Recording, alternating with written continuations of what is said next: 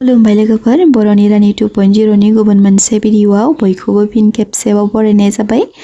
जानुवारि दाननि बे सप्तायाव मिथुन राशिनिफ्राय कुम्भ राशिनि सुबुंफोरा लाब मोननो हागोन।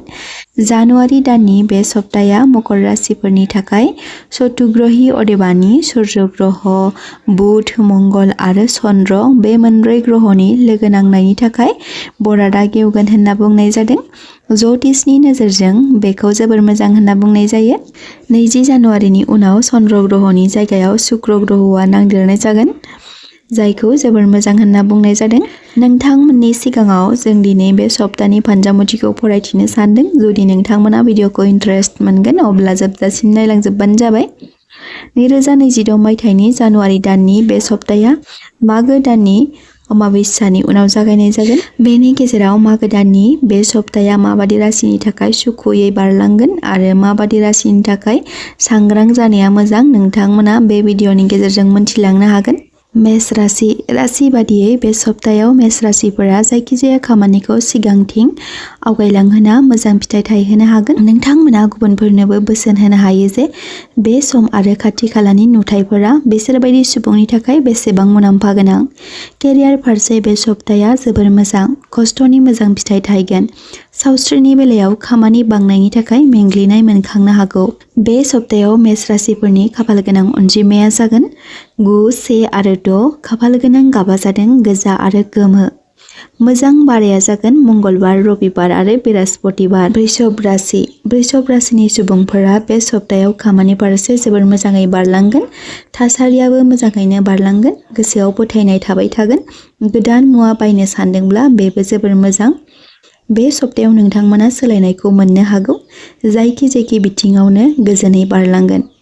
वृषभ राशिफोरनि खाफाल गोनां अनजिमाया जादों 2, 6 आरो 8 आरो खाफाल गोनां गाबा जादों गलाब आरो रोजा गोथां। सोमोन्दोआव अनज्लायनाय बांगोन। केरियार फारसे गाहामैनो बारलांगोन। मिथुन राशि बादियै मिथुन राशिफोरा धैर्य आरो थार गोसोनि सुबुंजों लोगो मोनलायनो थाखाय सम होनाया गोनांथि। बे सप्तायाव नोंथांमोना सान्थि आरो खुसि मोनखांनो हागोन। धोन आरो सोमोन्दो बिथिङाव सोलायनाय फैगोन। खायसे लाइफ पार्टनारजों एना-एनि मोनदांनो हागौ, नाथाय अब्लाबो सासेया सासेखौ बुजिलायोब्ला मोजां जागोन। हौवा हिन्जावफ्रा अनज्लायनाय फैगोन। बे सप्तायाव मिथुन राशिफोरनि थाखाय खाफाल गोनां गाब महरै गोमो, निला आरो रोजा गोमो आरो गोथां बेफोरखौ बाहायनो हागोन आरो खाफाल गोनां अनजिमाया जादों 7।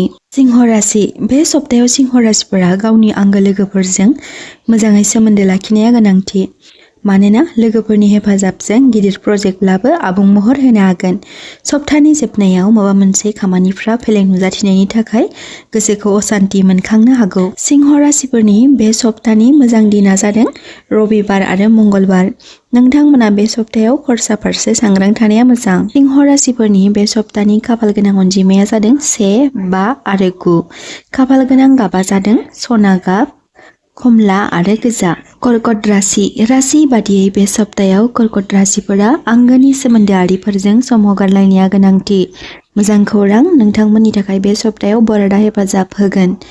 लाभ लाइनआव एसे एनै हेंथा-हेंसि जेंनाफोरा नुजाथिनो हागौ। नोंथांमोना बे बिथिङाव सांग्रां थाब्लानो जाबाय। दावबायनाय फारसे मोजाङैनो बारलांगोन। धोननि बेलायाव थाबथानानै थानाय रांफोरखौ मोनफिननो हागोन। उपाय महरै श्रीरामनि नामखौ 108 बार बुङोब्ला मोजां। हरखाबै थिरांथा लायैया मोजां। खाफाल गोनां गाबा जागोन 19 आरो 20 जानुवारिसिम गुफुर आरो 21 निफ्राय 22 जानुवारिसिम खमला गाब आरो 23 निफ्राय 25 जानुवारिसिम गोमो। खाफाल गोनां अनजिमाया जादों 2, 9 आरो 3। कन्या राशि बे सप्तायाव कन्या राशिफोरा खामानि फारसे सोलायनाय मोननो हागोन। गावनि खुगाखौ बाहायनाया गोनांथि। बे सप्तायाव नोंथांमोना मान सन्मानखौ रैखाथि होनाया गोनांथि। सोमोन्दोआरि बिथिङाव रंजाखांनाय मोननो हागोन। बे सप्तायाव नोंथांमोना खरसा फारसे सांग्रां थानाया गोनांथि। सावस्रि बिथिङाव सांग्रां जानाया मोजां। खामानि फारसे गोसो होनाया गोनांथि। खाफाल गोनां गाबा जादों गोथां, गुफुर आरो निला आरो खाफाल गोनां अनजिमाया जादों 5, 6, 2। मोजां सान महरै बुधबार आरो बृहस्पतिबार। तुला राशि बे सप्तायाव तुला राशिफोरा गावबा गावनि नाजाथाबनायनि सायाव लाब मोननो हागोन। बे सप्ताया फरायसाफोरनि थाखाय जोबोर मोजां बारलांगोन। सोलोंथाइ फारसे गोसो जगोन। लाभ लाइनावबो सोमोन्दोआ राफोदैनो बारलांगोन। बेफार फालांगियाव जौगानाय मोनगोन। खरसा बिथिङाव सांग्रां जानाया मोजां। तुला राशिफोरनि खाफाल गोनां अनजिमाया जादों 5 आरो 6 आरो खाफाल गोनां गाबा जादों निला, गुफुर आरो गलाब। वृश्चिक राशि। बे सप्तायाव वृश्चिक राशिफोरा बिदा फंबायनि हेफाजाब मोननो हागोन। जब मावग्राफोरनि थाखाय दिनैनि साना गाहामैनो बारलांगोन। जिउनि लोगोनि सावस्रि बिथिङाव सांग्रां जानाया मोजां। नखराव बेले-बेजे जेंना नुजाथिनो हागौ। बेफार फालांगियाव गोबावनिफ्रायनो थाबथानानै थानाय फैसाफोरखौ मोनफुंनो हागोन। सावस्रि बिथिङाव सांग्रां जानाया मोजां। बे सप्तायाव वृश्चिक राशिफोरनि खाफाल गोनां अनजिमाया जादों 1, 9, 8। खाफाल गोनां गाबा जादों गोजा, मेरुन आरो गोमो। धनु राशि। राशि बादियै बे सप्तायाव धनु राशिफोरा नखराव सम हगारहरनाया गोनांथि। बहाबा बेरायनो थांब्ला सांग्रां जानाया मोजां।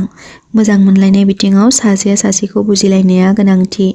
धोन बारायनायाव मोजाङैनो थागोन। बे सप्तायाव नोंथांमोनखौ बरादा हेफाजाब होगोन। थाबथानानै थानाय फैसाफोरखौ मोनफुंनो हागोन। नखराव नांज्लाय खमज्लाय जानायनिफ्राय गोजानाव था। बे सप्तानि खाफाल गोनां अनजिमाया जागोन 2, 5 आरो 1। उपाय महरै सानफ्रोमबो केसारनि फोथा लायोब्ला मोजां आरो खाफाल गोनां गाबा जादों गुफुर आरो निला। मकर राशि। बे सप्तायाव मकर राशिफोरा जोबोर मोजाङै बारलांगोन। आयेनजों सोमोन्दो थानाय खामानिफ्राव सांग्रां जानाया मोजां। नोंथांमोनजों बरादा हेफाजाब होगोन। गोदान खामानि मोननो हागोन। नोंथांमोना बे सप्तायाव लामा खारथाइ सालायनाय समाव सांग्रां थानाया मोजां। थासारिया गाब गोनां जानानै फैगोन। नखराव गोजोन खुसि फैगोन। खुगाखौ हमथाना बाथ्रा बुंनाया गोनांथि। बे सप्तायाव मकर राशिफोरनि खाफाल गोनां अनजिमाया जागोन 4 आरो 8। खाफाल गोनां गाबा जागोन रोजा निला आरो गोसोम। कुम्भ राशि। बे सप्तायाव कुम्भ राशिफोरा आय बांहोनायाव आबुङै हेफाजाब मोननो हागोन। सावस्रि बिथिङाव बिमा-बिफानि फारसे नोजोर होनाया गोनांथि।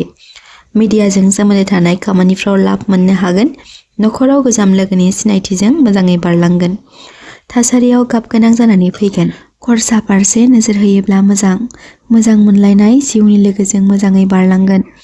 बे सप्तायाव कुम्भ राशिफोरनि खाफाल गोनां अनजिमाया जादों 8 आरो 11 आरो खाफाल गोनां गाबा जादों निला आरो गोसोम।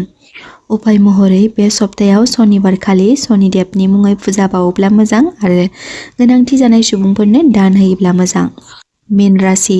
बे सप्तायाव मीन राशिफोरा जब फारसे दुखु जानांगौनि गोनांथि थानाय नङा। मानो होनोब्ला बेबायदि बाथ्रा खोथा सानबाय थायोब्ला सावस्रि बिथिङाव गोहोम गोग्लैनोबो हागौ। इसोरखौ फोथायनाय लाखिनाया गोनांथि। केरियार फारसे गोसो होनाया मोजां। बे सप्तायाव मीन राशिफोरनि खाफाल गोनां अनजिमाया जादों 3 आरो 7 आरो मोजां बाराया जागोन रबिबार। खाफाल गोनां गाबा जादों अख्रां गाब, निला, गोमो आरो खमला गाब।